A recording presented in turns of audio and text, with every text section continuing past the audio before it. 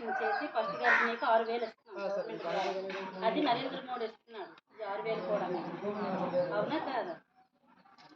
Central గవర్నమెంటే మీకు ఇస్తుంది 6,000.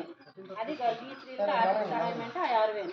తర్వాత మీరు ప్రెగ్నెంట్ అయిన టైంకి మీ డెలివరీ అయ్యి మీ బేబీ మీ చేతిలో ఉండి మళ్ళీ ఆ బేబీకి 5 సంవత్సరాలు వచ్చినంత వరకు కూడా హెల్త్ డిపార్ట్మెంట్గా మేము మీ ఊరికి వచ్చి వ్యాక్సినేషన్ వేస్తున్నాము. ఆ వ్యాక్సినేషన్ కూడా మీరు మాత్రం కరెక్ట్ టైంకి వ్యాక్సినేషన్ వేయించుకోవాలి. ఎందుకంటే ఈ టీకాలు వేయించుకోవడం వల్ల ఫ్యూచర్లో పిల్లలకి ఎటువంటి వ్యాధి రాకుండా నివారించవచ్చు అన్నమాట. ఈ టీకాలు మనం అందుబాటులో అప్పుడు ఈ టీకాలు వేయించుకోవాలంటే మన ప్రైవేట్ హాస్పిటల్లో ఒక్కొక్క టీకా వాల్యూ 5,000. అది ఇప్పుడు గవర్నమెంట్ ద్వారా మనకు ఫ్రీగా వేస్తున్నాము అన్ని టీకాలు కూడా.